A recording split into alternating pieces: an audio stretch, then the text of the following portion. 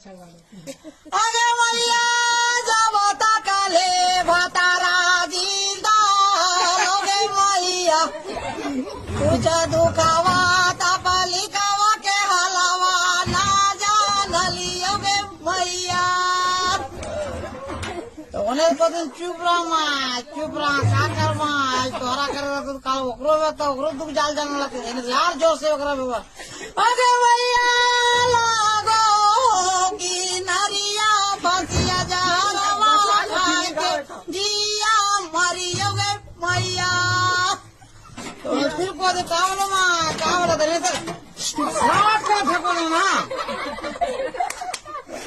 हंसेगा तो फिर हम हमसे लागना गाड़िया मार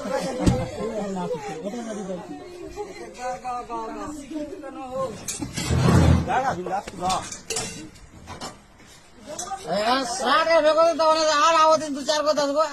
कावलो पाइन कावलो तो